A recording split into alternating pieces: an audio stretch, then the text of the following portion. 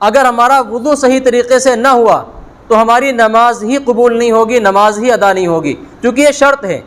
جس طریقے سے اوپر کی تعمیرات کے لیے شرط ہے کہ آپ اس کی بنیاد، اس کی نیو جو ہے وہ عمدہ قسم کے رکھیں، مضبوط رکھیں۔ اگر آپ کسی تعمیر کی نیو اچھی نہ رکھیں، اس کی بنیاد اچھی نہ رکھیں، تو اوپر چاہے کتنے سنگ مرمر آپ لگوا لیں، عمارت ڈھہ جائے گی پوری کی پوری۔ کتنی اونچی بلڈنگ بنوا لیں، عمارت ٹکے گی نہیں، کیونکہ جو بنیاد تھی، جو اصل تھی، اس کی جڑ آپ نے وہاں پر جو ہے بہت بڑی کمی چھوڑی۔ تو اسی طریقے سے اگر ہمارا وضو صحیح طریقے سے نہیں ہوگا تو نماز ہماری صحیح ہو ہی نہیں سکتی، کبھی بھی نماز قبول نہیں کی جائے گی۔ اور وضو سے پہلے آتا ہے غسل۔ اگر غسل صحیح طریقے سے ادا نہ ہوا، کوئی ایک فرض بھی چھوٹ گیا تو ہماری نماز مکمل نہیں ہوگی۔ مکمل تو چھوڑیں، سرے سے ہوگی ہی نہیں، آپ کو نماز دوبارہ پڑھنی پڑے گی۔ اب میں آپ کے سامنے سب سے پہلے غسل کے فرائض بیان کر دوں، اس کے بعد جو چند ضروری مسائل ہیں جو عام طور پر بہت سے حضرات معلوم کرتے ہیں، وہ مسائل انشاءاللہ میں آپ کے سامنے بیان کروں گا۔ ان باتوں کو غور سے سماعت فرما لیں اور کوشش کریں کہ انہیں یاد کر لیں، ذہن میں بٹھا لیں۔ اگر آپ سے کوئی پوچھتا ہے بھرے مجمع میں غسل میں کتنے فرض ہیں، تو آپ جواب اگر نہیں دے پائیں گے تو کتنی بڑی شرمندگی ہوگی، کیونکہ غسل تو تمام عبادتوں کی جڑ ہے۔ اگر آپ کو یہی نہیں پتہ ہوگا کہ پاکی میں کتنے فرائض ہیں تو آپ نماز کیا پڑھ رہے ہیں؟ پھر آپ کو کیا پتا کہ ہم نماز پاکی میں پڑھ رہے ہیں یا پھر ناپاکی کے اندر پڑھ رہے ہیں؟ تو اس لیے ان فرائض کو یاد کر لیں۔ غسل میں جو فرائض ہیں وہ بھی، جو وضو میں فرائض ہیں ان کو بھی ذہن نشی کر لیں۔ اگر ایک بھی فرض چھوٹ جائے گا تو نہ تو آپ کا غسل ہوگا، یعنی آپ پاک ہی نہیں ہوگے سرے سے، اور اگر ایک بھی آپ کا فرض وضو کا چھوٹ گیا تو آپ کا وضو ہی نہیں ہوگا، یعنی آپ جو ہے بے وضو نماز پڑھنے والے شمار کیے جائیں گے اور آپ کی نماز ہوگی ہی نہیں سرے سے۔ تو اس لیے میں اس سے شروع کرتا ہوں۔ غسل میں کتنے فرائض ہیں؟ غسل میں 3 فرض ہیں: کلی کرنا، ناک میں پانی ڈالنا، اور پورے بدن پر اس طرح پانی بہانا کہ ایک بال کے برابر بھی جگہ کہیں سوکھی نہ رہ جائے۔ بہت سے حضرات کہتے ہیں 3 مرتبہ کلی کرنا، 3 بار ناک میں، ایسا نہیں ہے، صرف ایک بار کلی کر لے کافی ہے، ایک بار ناک میں پانی ڈال لے کافی ہے، چونکہ حدیث شریف میں جو آتا ہے وہ صرف اتنے آتا ہے: کلی کرنا، ناک میں پانی ڈالنا، اور پورے بدن پر اس طرح پانی بہانا کہ ایک بال کے برابر بھی جگہ کہیں سوکھی نہ رہ جائے۔ اتنی تشریح علماء کرام نے لکھی ہے کہ اگر کوئی روزے سے ہے تو بغیر غرارے کے کلی کرے، اگر روزے سے نہیں ہے تو غرارے کے ساتھ کلی کر لے، یہ بہتر ہے۔ لیکن اگر غرارہ کرے چاہے نہ کرے، بہرحال کلی کر لے، یہ فرض ہے۔ اگر ایسا کر لیتا ہے تو اس کا غسل ہو جائے گا۔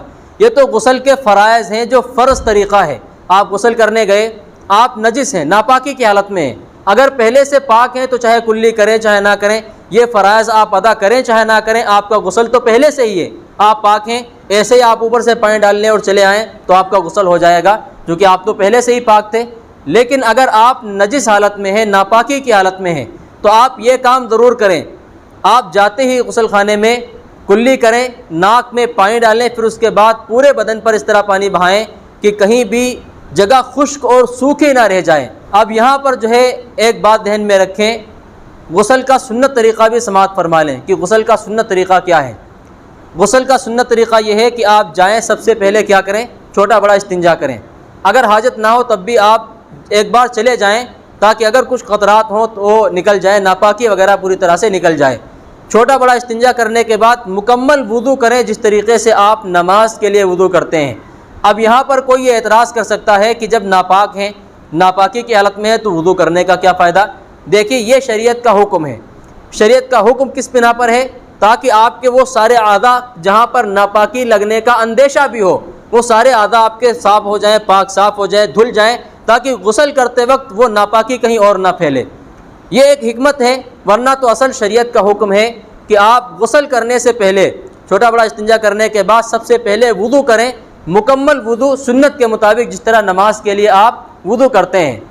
دوسری سنت کیا ہے؟ کلی کریں، ناک میں پانی ڈالیں اور پورے بدن پر پانی بہائیں۔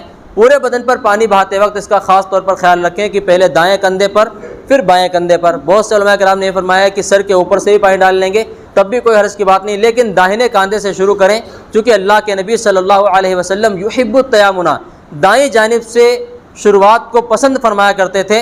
تو پہلے دائیں کندھے پر پانی ڈالیں، پھر اس کے بعد بائیں پر، پھر سر کے اوپر سے آپ پانی بہائیں۔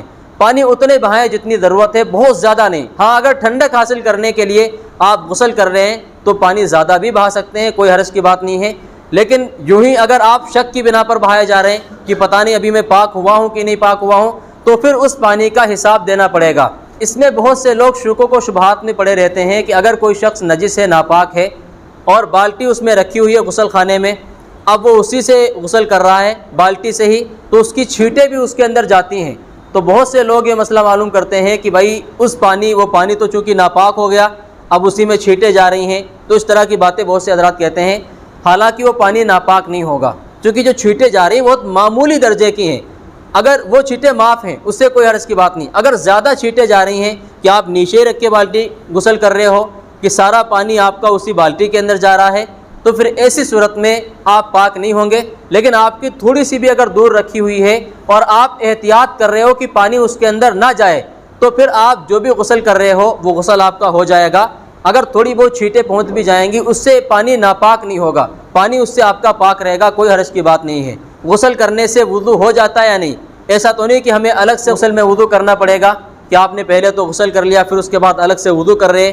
دیکھیں غسل کرنے کے بعد وضو ہو جاتا ہے، کیونکہ وضو کے جو 4 فرائض ہیں وہ غسل میں پورے ہو جاتے ہیں۔